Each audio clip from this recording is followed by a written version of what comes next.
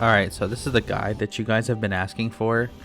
This first video is going to be Twisted Fate bot lane. And I wanted to just talk about the runes and masteries, or just runes that I picked. I'm so used to saying runes and masteries because of old league. But the runes that I took were First Strike, Magical Footwear, and Futures Market. The rest of the stuff, you can just kind of pick and choose what you want.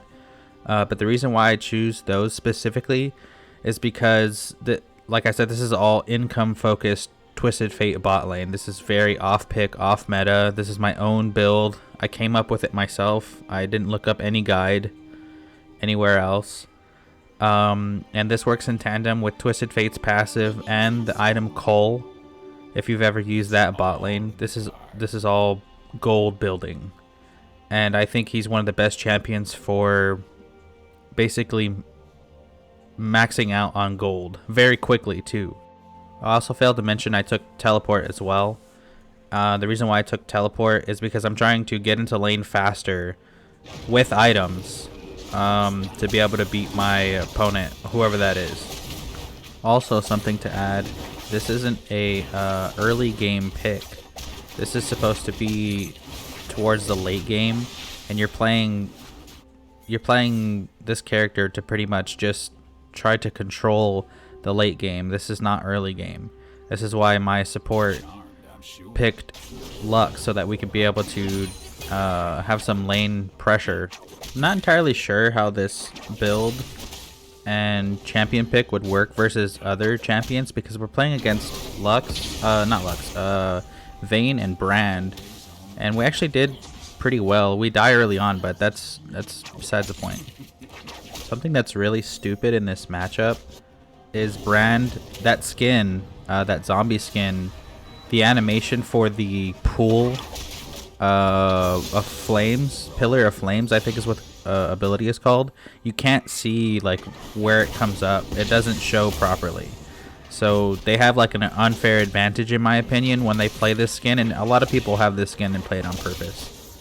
It's mostly Brand that's the problem in this matchup, and this is a good teaching tool so that you can see exactly how to play against Brand in bot lane, or in any lane if he's going mid or top. I don't know why Brand would go top, but the best way to play around Brand bot lane is you're pretty much just going to stay out of range of the Pillar of Flames ability, and also you want to just remember that he's a heavy burst champion and he can do a high amount of damage extremely quickly. So you're playing around like his cooldowns pretty much, and it's mostly that ability Pillar of Flames. You don't want to get hit by it because it allows him to do a ton of burst damage, and you can see that we just die here, we get ignited. And I actually missed a yellow card with Twisted Fate, so that got me the death. That was a really aggressive play by us, but I thought she was going to hit the root so that I can at least get the kill on Vayne and get a trade. But we were a little bit too aggressive there, so we probably should have played a little bit more passive. The main objective here is just to be CSing and getting gold. You don't even really have to get kills. Getting kills is a bonus here. All we're focusing on is just trying to CS. Also, one of my favorite items is Static Shiv. And the reason why I picked Static Shiv over a lot of the other items is because it allows me to get CS, and it allows me to push the wave if I'm trying to push the wave, if that's my goal. And remember, your support should be running the item Atlas. I don't actually remember what it's called, but it's that item that looks like a piece of paper. That item is also helping you CS more. One thing to keep in mind is we're able to walk up here because they early backed, because they got that kill, and we actually have our jungler there to protect us if there were a gank from the Lilia. So that's actually why we're able to move up to auto attack the tower. And if your minion wave is coming up to auto attack the tower, something to note is that you should be walking away when that minion wave is dwindled or you see them. This ensures that you're actually not going to die, because when the minion wave is low, somebody like Brand is going to be able to just cast the Pillar of Fire and immediately destroy that wave, and you don't want to be in tower range to take tower aggro. So red team is actually the strong side, and the reason why is because Vayne is actually able to peek in and out of that bush there. This is something that multiple ADCs can get away with. Somebody like Caitlyn is probably really good for peeking in and out of the bush like that because she can get headshot damage, but this is more focused on what exactly is going on right now, so that's a whole nother video. And the item that I bought is called Noon Quiver, and that's one of the first items you should be buying on your ADC because it allows you to push the wave more. Pretty much what it does is it lets you do more damage to minions. So we're back in lane, and you can see I actually bought a control ward, and the reason why I bought a control ward was because I wanted to be able to see if they're doing dragon or not.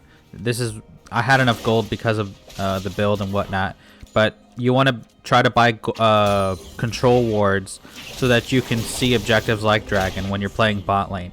The same thing goes for mid lane, jungle, top lane. If you have enough gold to buy a control ward, you probably should so that you can get vision of it. And red side is actually using their advantage well here. They're doing a very good job at just sitting in that bush. The brand he's just sitting in that bush and casting, the pillar of fire or pillar of flames as often as he can to try to catch us. And what you want to do is just kind of stay out of that range. Let the minions come to you and just CS, and don't try to be aggressive. I noticed I'm not doing a good job at taking my own advice. I'm being very aggressive here. But personally, that's my play style. This is how I play. And I'm just so used to baiting out abilities and dodging things.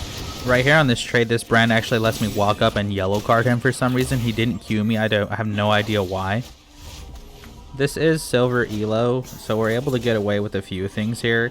We're both low on mana, and I pinged the jungler to come to secure a gank and get a kill for me. I actually do get the kill. So blue card's going to give me enough mana back here to get the brand.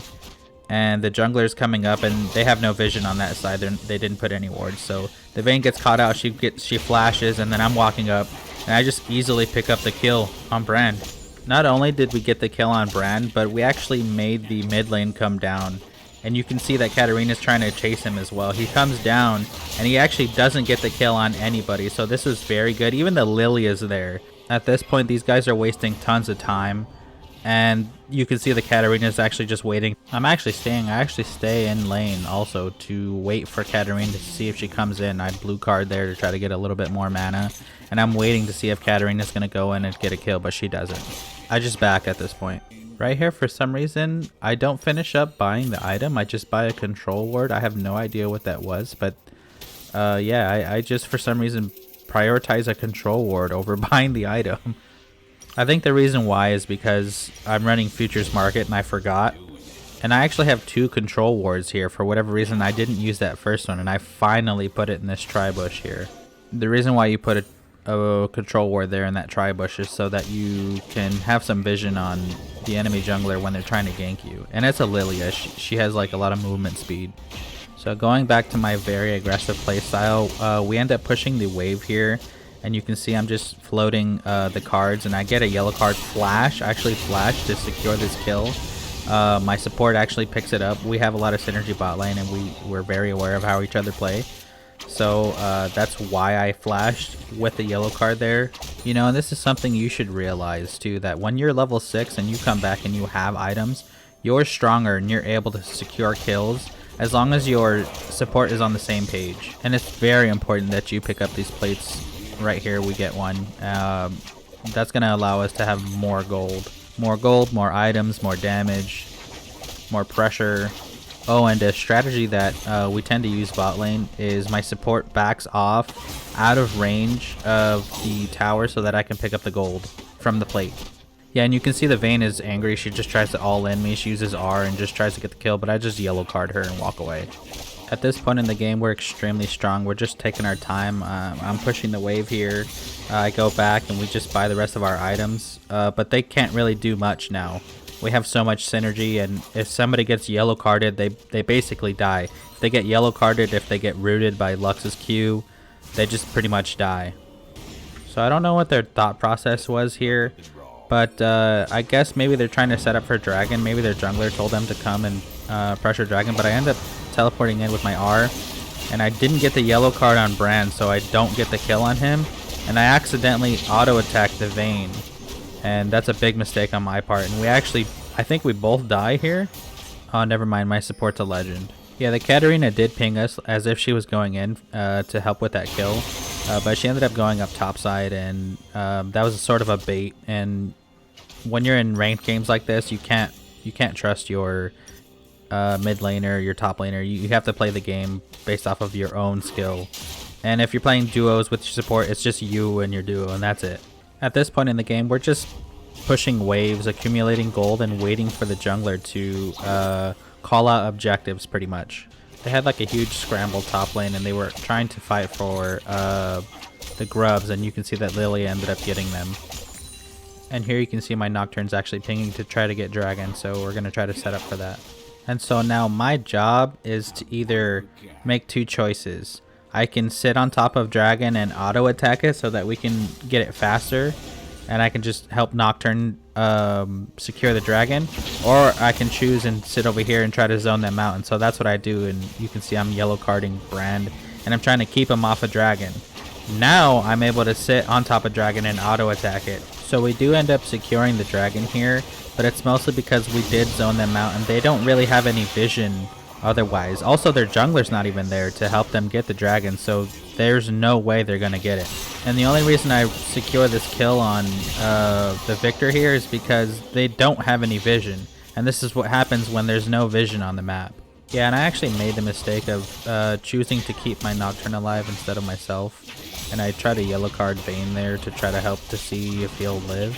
And I actually do think he lives here, but I end up dying, and in my opinion, I think that's a mistake on my part going back and watching this. Now I'm trying to accumulate gold so that I can buy the item, the Collector, and that item is extremely strong, and you should be buying that pretty much with almost every ADC that you play. So I guess Vayne and Brand didn't pull up on this tower. They were too far back, so we end up securing this tower. And the next objective is going to be Rift Herald, and you can see that it gets pinged early on. And we're basically pathing that way, clearing wards within that time, making our way to Rift Herald so that we can secure that. Notice Lilia trying to contest on the Rift Herald, so I just walk up and yellow card her just to keep her off of it. We end up securing it anyway, but I have to flash out because of Victor. If I didn't flash there, I definitely would have got stunned and died. So at this point in the game, laning phase is basically over, and so all we need to be prioritizing is objectives. And every now and then you'll find yourself in lane just clearing waves so that you can have priority over objectives. Something that typically happens in ranked games is the bot lane will actually go top and try to secure the top tower. And I don't know if that necessarily happens in this game. We might actually end up getting it regardless of that, but that is a strategy that we can implement. Right here we're basically just scrambling around waiting for Dragon. We do actually end up losing this Dragon because Nocturne decides to go and do camps towards the top side. And that's a big mistake he's choosing to make here. I know he can R and just get in, but relying on your champion's ultimate to get in to try to secure Dragon, very poor. You need to position, you need to be in range, and you can see they just secure it here, and there he is just barely showing up. So I went ahead and jumped ahead pretty far here. I just wanted to showcase this team fight and my positioning in the team fight. I do think we win this team fight, but I don't die, and what we're trying to secure here is Baron, and what's going to happen is pretty important to go through. But pretty much I'm just staying back because I am not a frontline. I am an ADC, and I'm trying to play in a way that allows me to secure a kill here on Vayne. I don't get the kill, but the top lane does. And you can see where I'm positioned at. I'm just far back. I'm not in the front. I'm just somewhere around the middle half of what's going on, and I'm just trying to play safe pretty much and secure kills. I drop a yellow card here on the jungler. I end up dying, but that's okay. That first half, my positioning was really good. This was a tough match that me and my support had to win together. We were in sync the whole match. It was really tough, but I guess the jungler and the mid lane were also a duo, and they just decided to start throwing, so we really had to step up our game. And a lot of the rest of this voiceover is just going to be pretty much things that me and my support did right. So right here again, we're just trying to showcase my positioning as an ADC and where I should be. And I'm doing my own thing, and I'm just far back, and I'm trying to stay out of range of all their abilities. And I end up getting the kill here on set because he R's over the wall, and I flash away, and I live. We also catch Vayne, who's down here trying to kill our Katarina, and we get a yellow card on her, and then we secure the kill on that too. And that's due in part by the Collector. The Collector's extremely strong. I'm TPing in, and I'm also securing the kill on Victor because he's low. This may actually happen to you in your games as well, where you feel strong and you feel like you can be pushing up waves. And that's actually what I do here. I'm pushing up this mid wave, and then I'm going to start roaming like towards Baron to secure what I think is Scud, but it's actually not up, and I do think they have it all warded. So they catch me out here, and I end up making this mistake and dying. The enemy team actually ends up securing Baron here, but I'm going to R in, and you can see Katarina's on the same page too. There goes my Lux R'ing. I TP in with my R, and we secure a bunch of kills on them after they got Baron. So I think only one person on their team has Baron, and this is us contesting it basically. This is something you want to do in your games, and really the only reason that worked is because of communication and a lot of pings. This also allowed us to move up mid lane and secure the inhib mid lane. And destroying the inhib is going to allow us to start generating super minions so that they can push the mid lane. And you know, those are a lot stronger, those are harder to kill, so that's going to give us some priority mid lane. And I actually do pick up a kill here, and a lot of this is just closing out the rest of the end game. And I do actually end up dying here, unfortunately.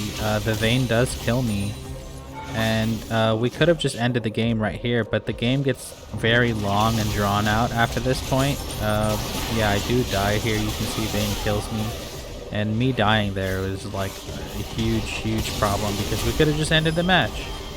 If you look down at the bottom of the mini-map, you could also see Mordekaiser just sitting bot lane and pushing bot lane, and it's like, dude, we could have just ended the match. Here's a sneaky little play my support tries to do. She tries to backdoor and TP on a ward that was left over at the inhib. It's pretty funny. She actually does live here too. And you can see that Elder Dragon is up, and they're pinging it, and they're saying, go to Elder, go to Elver.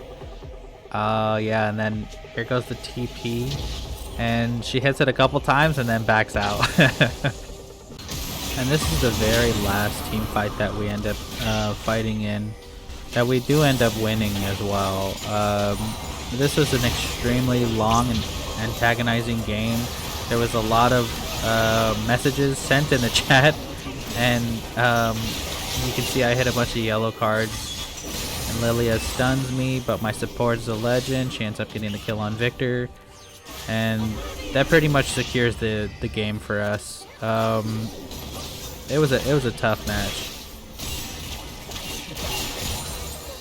I'll let you just go ahead and watch the rest of this with no commentary.